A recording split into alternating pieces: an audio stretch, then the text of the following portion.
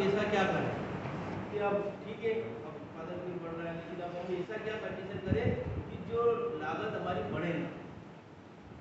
तो सबसे पहले हमको सोयाबीन में याद रखना है कि हमारे जो खेत की मिट्टी की जांच की रिपोर्ट करना है कि हमारे खेत में कौन कौन से पोषक तत्व हैं। एक तो ये बात हो गई। दूसरा जो है, हमारे जो खेत तैयार करा हमने, उसके बाद जो है बीज बोने जा रहे हैं, तो बीज तो हम लाएंगे घर से, घर का उपयोग करेंगे या फिर आसपास से कैसे लेंगे। तो उन दानों को क्या करें, पता कैसे करें भाई, हम दूसरे पे कैसे विश्वास करें। आजकल तो पड़ोसी पे विश्वास नहीं कर रहे। तो अब हम ऐसा क्या इस दौर में करें कि हमको भी पता चले कि हम जो बीज जहाँ से लेके आए वो उग रहा है कि नहीं उग रहा, नहीं तो रिसर्च ही करना पड़ेगा। तो ऐसी स्थिति में हम जो बीज उपयोग कर रहे हैं, सबसे पहले तो उसको देखा बोने के लिए या कहीं के लिए उपयोग करें जैसे अपन, तो उसमें से जो कटे फटे जो दाने हैं, जो कि आजकल आप किसान हो तो अपन तो सब पहचान जाते हैं कि ये कौन सा दाना उगेगा या नहीं। इसका अपन क्या है, फिजिकली मतलब दाने को देख के बता देंगे वो से कि वो दाना उगेगा या नहीं।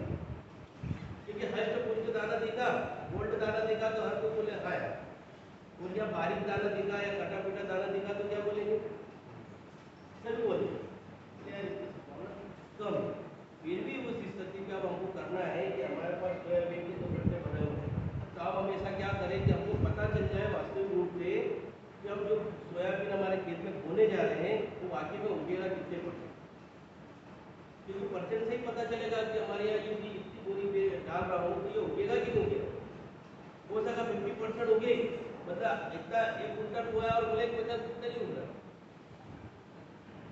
तो हमारा फायदेमंद होगा क्या, क्योंकि 50 केजी जो डाला एक्स्ट्रा हमने वो कैसा हो गया, हमारा नुकसान में गया, उससे मिला क्या, नहीं मिला। इसीलिए हमको क्या करना पड़ेगा, सबसे पहले बीज अंकुरण प्रतिशत जांच करना। बोले सर ये बीज अंकुरण की जांच हम करें तो कैसे करें हम, ये भी जो हम खेत में जिस प्रकार से प्रक्रिया अपनाते हैं हमारे सिंपल से वैसे वैसे प्रक्रिया कहीं हमारे खेत में छायादार स्थान पे अपना सकते हैं, काट के बोरे पे अपना सकते हैं, या जो हमारा जहाँ पे हम बो रहे हैं उसके भी साइड में छायादार स्थान जहाँ पे हो वहाँ पे हम क्या कर सकते हो, सीधे सर एक ट्रे में प्लास्टिक की ट्रे भी कर सकते हो, बिना उसके भी कर सकते हो। उसमें क्या करना, मिट्टी ले ली, कोई अपने खेत की तैयारी किस प्रकार से करे उस प्रकार से करके प्लेन करके उसमें कितनी लाइन बनाना है, 10 लाइन। कितनी लाइन, 10 लाइन बनाना, ठीक है। और एक लाइन में हमको कितने बीज डालना है, 10 बीज डालना, कितने, 10 बीज डालना। तो 10 लाइन में कितने बीज हो जाएंगे हमारे पास, 100 हो जाएंगे, ठीक है।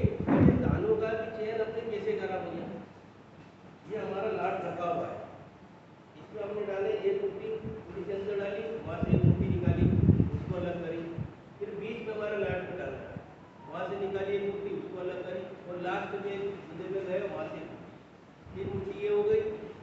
जितने अपने पास हो लाट हो 1 2 3, तो सबसे प्रक्रिया आपको करना पड़ेगी, तब तो एक जो सटीक जानकारी तब जाके आपको मिलेगी। मिट्टी की जांच में जो किसान भाई क्या करते हैं, एक तरफ से लिया है दूसरे खेत का लाया ही नहीं और बोले इसकी जांच की, तो वो प्रॉपर रिपोर्ट नहीं आएगी। इसलिए हम जितने लाट हमने तैयार करें उन सबको लेके और क्या करो, उसमें से 100 दाने निकालो, ठीक है। 100 दाने निकले और लाट में देख ले, साफ सफाई करना चाहिए, साफ सुथरा भी होना चाहिए, सावधानी भी ये भी याद रखना हमको साफ सुथरा हो। पर 100 दाने लेके उसको चुप दिया। आप कितने दिन में क्या लेंगे, वही जो हमारे खेत में पानी का प्रक्रिया जो करते हैं ऐसे कैसे हमको उसमें भी डालना है। तो ऐसा कितने दिन में हमारा जो है 100 दाने हमने लगा है, तो कितने दिन में अंकुरित होकर बाहर, 4 दिन 5 दिन 7 दिन, ठीक है। 7 दिन तक क्या होंगे, अच्छे से आ जाए। फिर कुछ भी बहुत ही सिंपल प्रक्रिया है, उसमें से दानों का गिनना है, जो दाने अंकुरित हो गए उन दानों को गिनना हमने, 100 दाने में से कितने दाने हमारे उगे भैया। अब गिने तो कितने दाने हैं आपके, जहाँ 80% अपन देख लिया 75 80 70 अधिक है, तो हम उसको उपयोग 70 80 जितना निकल रहा है देखो, जहाँ हमने देखा कि यार ये तो 70 से भी कम निकल रहा, 70 से भी कम निकल रहा, तो हमको क्या करना पड़ेगा, चेंज कर लो हमारी क्या। ये जो बीज अधिक मात्रा में उपयोग करने की जो बात कैसे चली, वो बात वहीं से चल रही। जो बोलते ना किसान बोले 1 बीघा में अपन कितना डालते हैं, 35 किलो डालते हैं। सब अपने अपने हिसाब से बढ़ाते हैं। ये बढ़ाने की बात क्यों चली, ये इस दौर में आया कि भाई हमने जो हमारा बीज 60% ही होगा, तो हमने क्या करा, बीज की संख्या ऑर्डर, तो यहाँ क्या हो गया हमारा लागत, यहाँ पे एक लागत बढ़ गई। इसलिए हमको जब हम टेस्ट कर लेंगे होंगे 70-75% से अधिक आ रहा है, तो हम क्या करेंगे, उस दानों का जहाँ से लाया उसका अपन होने के रूप में उपयोग कर लेंगे। कर लिया हमने उपयोग, ठीक है भैया, तैयार है, मतलब बीज तैयार है। आज की स्थिति में देखे जाए अपन, होना तो आज बात करना है, पुराने समय में जो हुआ सो हुआ, लेकिन आज की स्थिति में क्या हो रहा है, अब जो है अभी अपने यहाँ सब जगह बारिश हो गई, अधिकांश मतलब क्या हुआ, बारिश हुई, बहुत जगह नमियाँ बन गई, और ये जो नमियाँ जो धीरे धीरे बनती जाएगी, तो ये किसका रूप धारण करवा देगी, ठीक है, तो फंगस जो है उसका धीरे धीरे वहाँ पे जो भी, क्योंकि हम मेंढक को भी देखते हैं, मेंढक बारिश के समय मेंढक अभी नहीं दिख रही, लेकिन कब दिखेगी हमको, बारिश में देखेगी कहीं ना कहीं उधर से दिख जाएगी, कीचड़ हमको अभी नहीं दिख रहे, लेकिन जैसे ही कीचड़ मचा कुछ चीज हुई तो क्या होगा, दिखने लग जाएंगे। तो ऐसा क्या प्रक्रिया है कि ये सब चीज हमको दिखने लग जाए, तो मतलब ये समझ सकते हैं कि ऊपर से भगवान छोड़ देता है, आती है क्या ऊपर से कुछ चीज, कुछ भी नहीं, ये सब चीज यही प्रकृति है। इसीलिए आपको एक कड़ी में मैंने बताया था कि ऑर्गेनिक कार्बन का प्रयोग, किसका, ऑर्गेनिक कार्बन का, ऑर्गेनिक कार्बन से क्या होगा, जैसे आप बोगे जमीन में बीज जाएगा आपका, ये आपके होने के लिए आपको हुआ, तो ऑर्गेनिक कार्बन मतलब क्या है, पोषक तत्व वाला भरपूर उपलब्ध रहेगा। यदि मेरे शरीर में पोषक तत्व पर्याप्त मात्रा में है, तो मेरे को कोई सी भी बीमारी वायरस जो भी आएगा एकदम से अटैक नहीं करेगा। जो कमजोर होगा तो उसको तुरंत छींक आने लग जाएगी, या डस्ट उड़ेगी तो छींक न खांसी न खुजली न बहुत कुछ चालू हो जाए, होगा कि नहीं होगा। तो यही चीजें जब हमारे खेत में ऑर्गेनिक कार्बन है, तो पौधा जैसे उगेगा उसको सब आसपास से पोषक तत्व मिलेगा, और पोषक तत्व मिलेंगे तो क्या होगा, पुष्ट निकलेगा। तो आधे से ज्यादा जो जमीन से बीमारियां लग रही है, तो उसको क्या ऑटोमेटिक वो झेल जाएगा, वो झेलने की शक्ति होना चाहिए, तो वो चीज उसको उपयोगी हो जाएगी, ठीक है। तो अब हमको जो है बीज के लिए मैंने बताया आपको कि जर्मिनेशन टेस्ट करो, दूसरा जो है क्या है, फंगल डिसीज हो, तो आप जो है बोने के पूर्व क्या सावधानी रखें, बीज उपचार, क्या करना है हमको, बीज उपचार। अब बीज उपचार क्यों करते हैं भैया, हमारे घर में भी यदि कोई बच्चे का जन्म होता है या परिवार में, तो क्या करते हैं डॉक्टर लोग, नर्स लोग क्या करते हैं, सबसे पहले वो क्यों लगा है,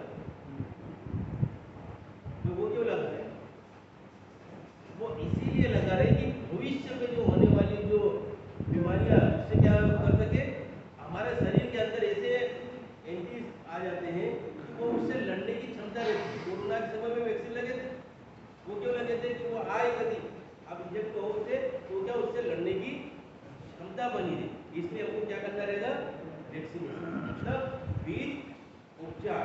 ये हमेशा आज के दौर में बीज उपचार सबसे महत्वपूर्ण कड़ी बन चुका है, मतलब हर कोई, सभी किसान अधिकांश सब जागरूक हो कर बीज उपचार कर रहे हैं। अब बीज उपचार भी कैसे, इसमें भी याद रखना हमको कि बीज उपचार तो कर रहे हो, लेकिन जब दुकान पे आप जाओगे तो आप जाके बोलोगे फंगिसाइड या फंगिसाइड की दवा, तो वो क्या करे, एक फंगिसाइड दो चार कार्बन डाइऑक्साइड का जो भी होगा वो निकाल के आपको दे देगा, लेकिन एक चीज का हमने करा, लेकिन आज के समय में एक चीज का दौर नहीं है, बीमारियां खुद से चालू हो रही है। जैसे अपना जो सोयाबीन का पौधा थोड़ा बड़ा होता है, तो उसमें देखते हैं अपन चीरते हैं थोड़ा सा, तो उसमें क्या लगता है, स्टेम फ्लाई, जो अंदर ही अंदर इतनी चलती है और तने को क्या करती है, खोखला करती है, मतलब जो हमारी जो नसें इसमें ना जाइलोफ्लोर जिसको कहते हैं पानी का भी काम करती है और भोजन का भी काम करती है। तो उसको क्या करता है वो अंदर से पूरा का पूरा खा जाएगा। अंदर से खाया, जब पहले तो हरा भरा दिखेगा और फिर अचानक घटेगा आएगा और चप हो जाएगा। तो इन उस परिस्थिति से निर्मित न हो इसके लिए हमको क्या करना पड़ेगा पहले भाई वो क्या है इंसेक्ट है, कीड़ा है, इल्ली है, ठीक है क्या है इल्ली है भाई वो, तो उसका कंट्रोल तो हमको करना पड़ेगा, पहले करेंगे तब जाके होगा। तो इसलिए सबसे पहले काय से करना हमको एक फंगीसाइड दवा लेना है। कौन सी? कार्बन मिंकोजेब, कोई से भी नंबर से मिले तो वो फंगीसाइड लेना हमको, पहले उससे भी इसको उपचार करना है, ठीक है फंगीसाइड। वो होने के बाद क्या करोगे एक इंसेक्टिसाइड लेना है। कौन सा? एक इंसेक्टिसाइड। इंसेक्टिसाइड में कौन सा लेना है?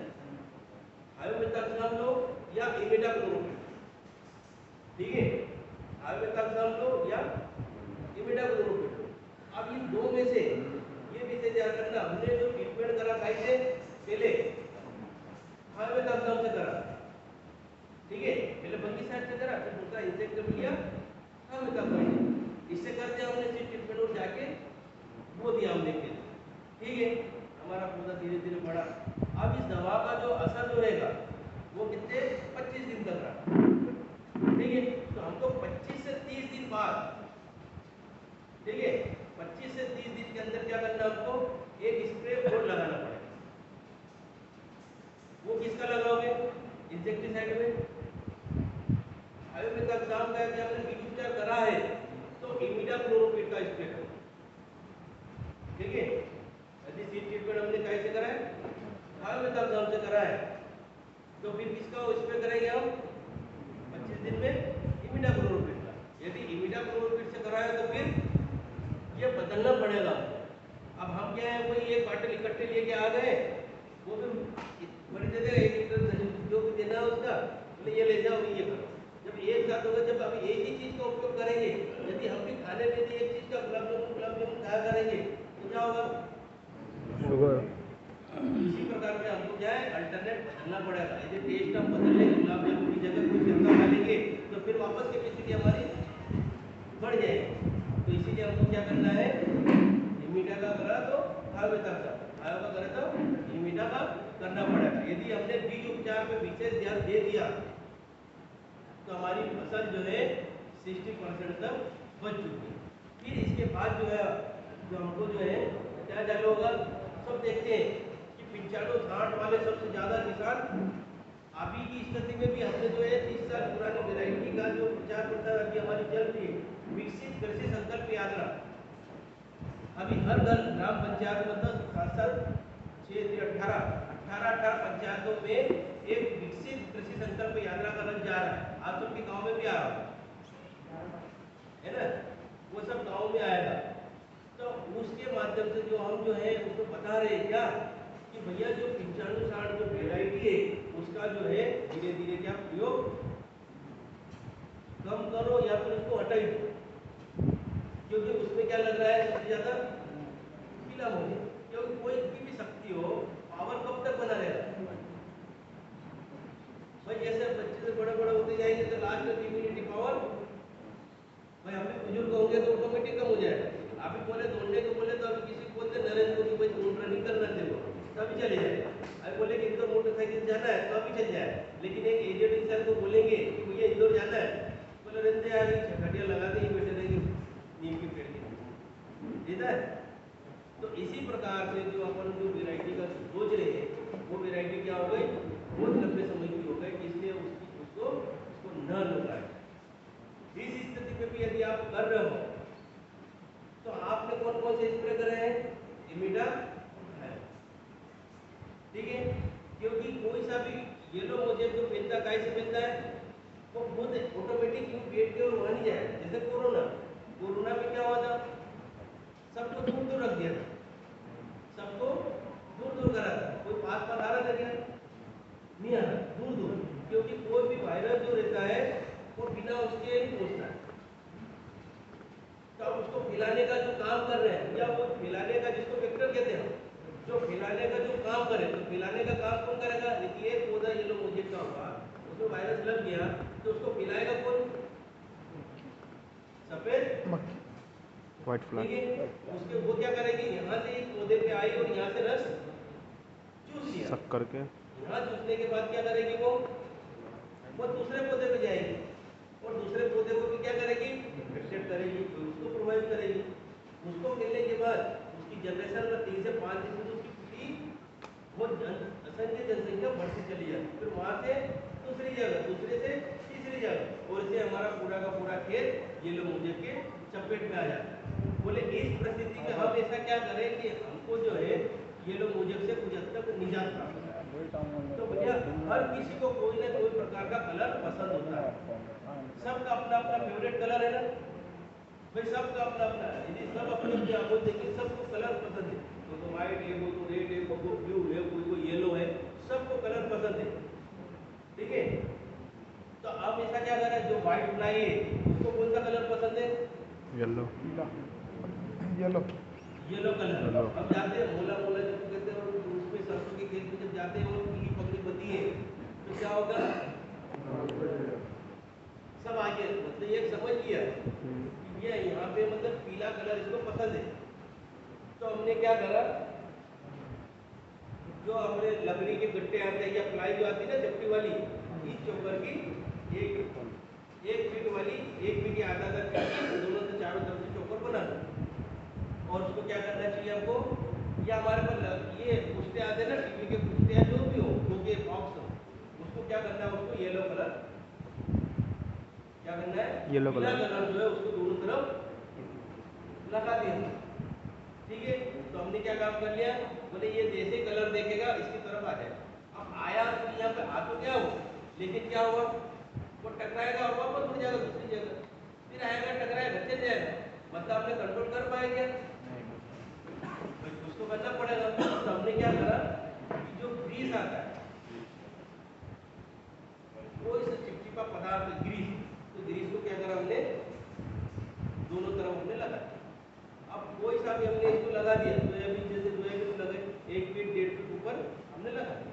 अब जो सोयाबीन क्या आएगा, ये लोग मुझे वो सीधे व्हाइट फ्लाई आएगी और कहाँ पे चिपक जाएगी, और पीले कलर की हो आएगी, उसको नहीं पता कि आप ये चीज कर रहे हैं, तो आएगी और वो क्या करेगी, उसमें ग्रीस लगा तो वहाँ जाके चिपक जाएगी।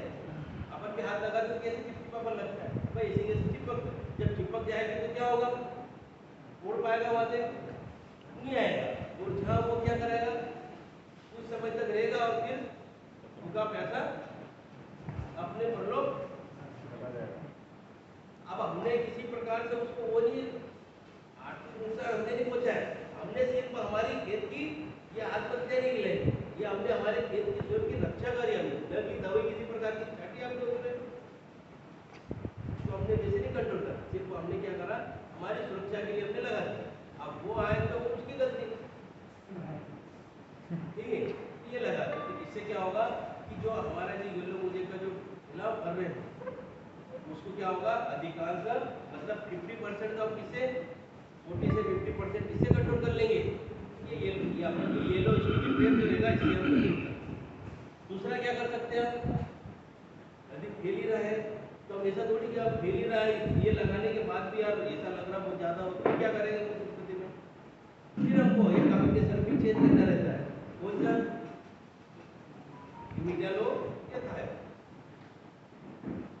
तो ये अल्टरनेट करके आपको यूज करना, उसका स्प्रे करोगे तो व्हाइट फ्लाई क्या होगी, तो कम होगी। ये हमारा स्प्रे का डोज है, ठीक है। मतलब हर बातों पे हमको विशेष ध्यान रखना है कि कौन कौन सी ऐसी कंडीशन बनती है।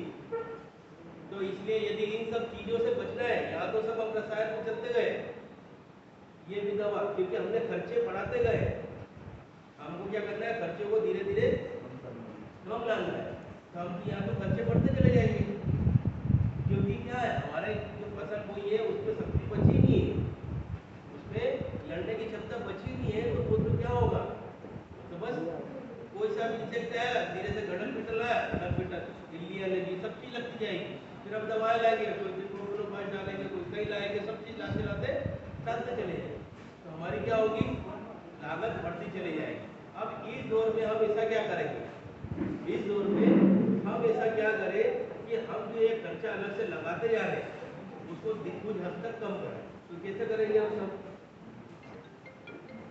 किसी की कोई प्लानिंग है क्या कि हम जो है मेरी जो कास्ट जो आ रही है, क्योंकि अब जो सोयाबीन से जितनी कास्ट लगा रहे हैं उतना भाव भी नहीं मिल पा रहा। अब देखा जाए तो अब सर्वे करके भी देख सकते हैं हम कि भैया जितना खर्चा आप लगा रहे सोयाबीन में, पहले सोयाबीन लगाने में और अब, इसके पीछे एक ही था कि पहले जब सोयाबीन लगा रहे थे किसान भाई तो क्या करते थे? सीढ़ी उठाई भाई दीदी तो बस खत्म निरा, सिर्फ बगदामार दवा दी जो उस समय परसों चली उसको छाटी ना दो न बीमारी लगे कीड़े ने आराम से लास्ट में जाके 90 दिन की फसल हुई काट पिटा करके लिया। लेकिन अब निर्मित स्थिति अलग हो गई। अब पहले जैसा काम अब नहीं बचा। अब क्या हो गया कि शुरुआती स्टेज से कई बीमारियां चालू हो गई। तो इसलिए हमको किसान भाइयों को जिनको भी है सबको जागरूक ये रहना पड़ेगा कि मिट्टी की जांच, मिट्टी की साथ साथ यदि नहीं भी जांच करा रहे हो तो उसके पहले ये ध्यान रखें कि हमारे खेत में ऑर्गेनिक कार्बन की मात्रा है कि नहीं। क्योंकि आपके खेत में जो ऑर्गेनिक कार्बन की मात्रा बढ़ गई तो ये 100% सोचो कि ऑटोमेटिक उसमें जो आप बीज बो रहे हो कोई सा बो रहे हो तो ऑटोमेटिक लड़ने की क्षमता उसमें रहेगी ही। ठीक है, तो हमको क्या करना है? इसका प्रयोग करना है ज़्यादा से ज़्यादा ऑर्गेनिक कार्बन। तो ऑर्गेनिक कार्बन में भी क्या है? गोबर की खाद। अब गोबर की खाद से जो बीमारियाँ पैदा होती हैं, वाइट गोबरा कीड़ा जिसको कहते हैं सब उसी नाम से जानते हैं। जब गोबर की खाद प्रॉपर रूप से पकेगी नहीं हमारी तो यदि हम खेत पर डाल देंगे तो क्या होगा? अधपकी रहेगी। अधपकी रहेगी तो उसमें कौन सा कीड़ा लगेगा? वो सी आकार का ऐसा, आप सबने देखा होगा, व्हाइट ग्रब जिसको कहते हैं, वो कीड़ा सबसे ज्यादा मात्रा में फैल जाएगा और उसका एक काम है कि वो जड़ों को चेक कर जाएगा और दुकानों पे हम दौड़ के जाएंगे तो वो कौन सी दवा देगा? वो जमीन की रोटी देखेगा। वो तो यार पीले पत्ते हो रहे हैं तो वो क्या करेगा? अरे भैया कोई ना फंगीसाइड होगा, फंगीसाइड देके दूर कर देगा, या इंसेक्टिसाइड देगा, भारी वाला इंसेक्टिसाइड दे दिया ऊपर छाटा करो। भाई वो बीमारी तो हमारी कहाँ से चालू हो रही है? जड़ से। तो जड़ में हमको ट्रीटमेंट करना पड़ेगा। तो हमको कहाँ पे करना पड़ेगा? जमीन में करना पड़ेगा, जड़ में करना पड़ेगा, तब जाके वो कीड़ा कंट्रोल। तो ये जो सब चीज हुई किस लिए? इसीलिए हुई कि पहले और अब में बहुत अंतर आ गया। पहले हम कुछ भी दवाएं दिया करते थे, टॉनिक देते थे, लेकिन अब की स्थिति क्या सब जागरूक हो। ठीक है, तो इसलिए हमको गोबर की खाद का जो प्रयोग करना है कैसी हो? पूर्ण रूप से पकी हो। ठीक है, अब ये पूर्ण रूप से पकी मतलब उसको समय लगेगा। आप ये नहीं समझे कि हम 2 महीने में बना कर दें। गोबर की खाद कितने? 1 महीने, 2 महीने, 3 महीने, 4 महीने, 5 महीने, 6 महीने में बना देंगे। इतनी जल्दी कोई भी खाद सड़ती नहीं है इतनी जल्दी। ठीक है, वही साल भर तक पड़ा है मेरा और उसमें भी ध्यान, क्योंकि आप क्या है पहले हम क्या है पहले तो कीड़े ऐसे कैसे रहते थे, पड़े रहते थे बहुत लंबे समय तक। अब इतने लंबे समय तक नहीं पड़े रहते, तो उसमें भी जो अधपकी रह जाती है। इसीलिए हमको जो है प्रॉपर रूप से सड़ी गोबर की खाद का उपयोग करना है। उसी के साथ क्या कर सकते हैं हम? केचुआ खाद। केचुआ खाद बहुत ही सिंपल है। लोगों केचुआ खाद खरीदने के लिए जहाँ जहाँ प्लेटफॉर्म जहाँ बने हैं जो बेच रहे हैं वहाँ पे जा रहे हैं। भाई हमको हमारे खेत की लागत भी बढ़ाना है। अब केचुआ खाद बनाना बहुत ही इजी प्रक्रिया वाला भी है। भाई आपको जैसा लग रहा है वैसा बनाना है। ठीक है, सिर्फ इसमें इसका याद रखना कि जो लंबाई, चौड़ाई और ऊंचाई का विशेष सबको ध्यान रखना। ये यदि वर्मी कंपोस्ट या केचुआ खाद का उपयोग आप करने लग जाओगे तो उससे क्या होगा? उससे जो है प्रॉपर, क्योंकि केचुआ को क्या कहते हैं? किसान का मित्र कहते हैं। और केचुआ जो खाता है उसकी पत्तियों से पूरा जो बीज निकलता है उसमें सभी प्रकार के पोषक तत्व उपलब्ध होते हैं, जो आप सब टॉनिक बोलते हो या कुछ भी बोलते हो, सब चीज उसमें मिल जाती है। तो हमको जो केचुआ खाद यदि बनाना है और कितने दिन में बनाना है? लोग कहते हैं कि 3 महीने 4 महीने, नहीं किया 55-60 दिन में आपकी केचुआ खाद बनकर तैयार हो जाएगी। वो कैसे? उसकी एक ही कंडीशन है, हर चीज की कोई ना कोई सी प्रक्रिया होती है, उस प्रक्रिया से हमको गुजरना रहता है। अब वो प्रक्रिया कौन सी है? यदि हमारी जो शेड है, ये जैसे ये वाला शेड है, ये कितना लग रहा है? 30 फीट लंबा लग रहा है। 30 या 30-40 फीट लंबा है, ये 30 फीट ही मान लो, 30 फीट लंबा है। ठीक है, तो कितना है और चौड़ा कितना लेना है? 2.5 फीट चौड़ा लेना है। ठीक है, 2.5 फीट चौड़ा और ऊंचा कितना? 1.5 फीट ऊंचा लेना है। वो 30 हो या 50 हो, ले लिया। लेकिन चौड़ा कितना रखना है? सिर्फ 2.5 फीट का, 2.5 फीट चौड़ा रखना है। ऊंचा कितना रखना है? 1.5 फीट ही ऊंचा रखना है। जैसे हमने कब्र जैसे देखी है, जैसे आप सबसे तो विजिट करी थी जो नामली में, वो कब्र नुमा जो कब्र बनती है इस टाइप से हमको रखना हो। बस ऐसे 30 फीट हो या 40 फीट हो, जितना भी लंबा हो उतना ले लिया। लेकिन अब ये तो हमने ले लिया, ऊपर ले लिया, लेकिन केचुए कितने डालना चाहिए इसको? भाई केचुए की तो पता चलना चाहिए हमको कितने केचुए डालना चाहिए। तो केचुए जो है जितनी लंबी हमारी बेड है उसके आधा करके किलो केचुए डालना है। वही केचुए जो कितने केचुए हो जाएंगे एक पीढ़ी करते हुए, एक केचुआ 30 से 40 लाख उसके एक से निकले, इतनी जनरेशन उसकी 5 से। तो हमारे पास उस समय में कितने केचुए हो जाएंगे? ठीक है, गोबर की खाद तो कुछ भी नहीं, वर्मी कंपोस्ट सीधे हमको फैलाना है। लेकिन इसमें विशेष बात किस बात की याद रखना है? गोबर की विशेष बात याद रखना है।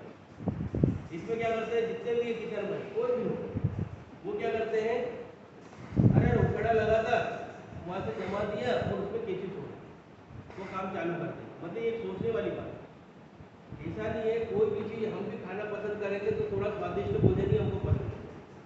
तो केचुए भी कितने दिन का भोजन पसंद करते हैं? जो गोबर हमारा है 25 से 30 दिन तक का होना चाहिए पुराना। कितने दिन का? 25 या 30 दिन तक का होना चाहिए। 25 से 30 दिन का यदि गोबर है तो क्या होगा, वो केचुए खाना पसंद करेंगे।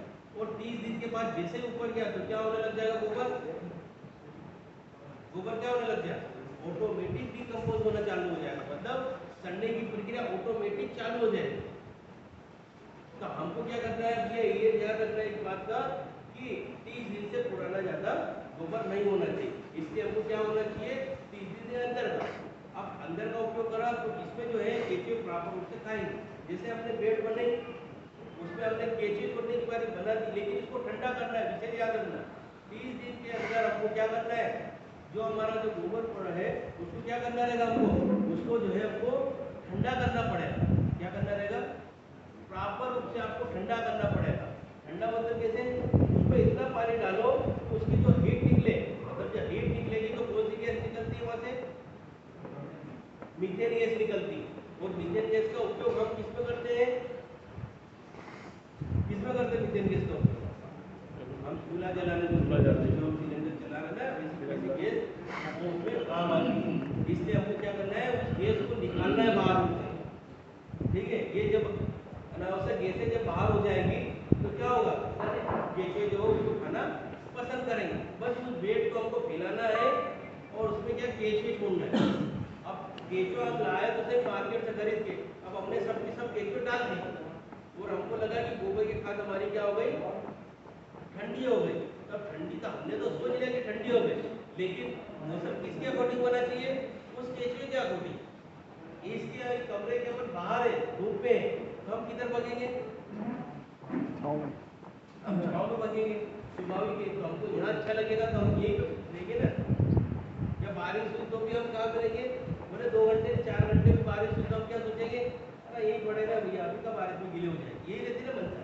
तो इसी प्रकार से केचुए की भी एक प्रवृत्ति है। केचुए को पसंद है कैसा? अंधेरा करना। अंधेरा में छोड़ दो उसको, वो अंधेरे में काम करते रहेगा। और उसका काम क्या है? 24 घंटे काम करता है। हम तो 8 घंटे की सर्विस करके फ्री हो जाते हैं, लेकिन उसका काम है कि वो 24 घंटे काम करता है। इसीलिए उसको किसान का मित्र कहते हैं। वो जब खाएगा आपकी गोबर की खाद जो उसने फैलाई, उसको खाने का जब काम करेगा तो 15 दिन के बाद आपकी 16वें दिन से खाद बनना चालू हो जाएगी, एक लेयर निकलना चालू हो जाएगी। यदि मैंने जितने बताया ना केचुए, आधे केचुए छोड़े आपने तो उससे क्या चालू हो जाएगी, 15 और 16वें दिन से आपको वर्मी कंपोस्ट का खाद मिलना प्रॉपर रूप से चालू हो जाएगी। इसमें निकालने का तरीका भी इसमें सिंपल सा में है, कोई मेहनत है या कुछ भी नहीं है। फावड़े और कुदाली का ज़्यादा उपयोग नहीं करना है। सिर्फ ऊपर जैसे हम ये पेड़ में केचुए डाल रखे हैं, इसको क्या करना है, ऊपर की तह से ऐसे ऐसे निकालते रहना है। जैसे निकालते जाओगे आप तो पूरा जैसा वो निकलते हुए आ जाएगा। जब पूरा का पूरा लोहे जैसे लग जाएगा आपको, गीला पचे और मतलब मिट्टी जैसा गाढ़ा है, ठीक है, तो वहाँ से आपको छूना है। जब ऊपर से बुरबुरी लेयर आती जाए उसको हमको खींचते जाए, जहाँ तक आ जाए उतनी अपन एक नीचे लेयर हमने निकाली। ये जब निकाल ली तो इसको इकट्ठा कर लो। फिर 5-7 दिन हुए कि फिर चेक कर लो उसको कि भैया कितनी लेयर हो गई।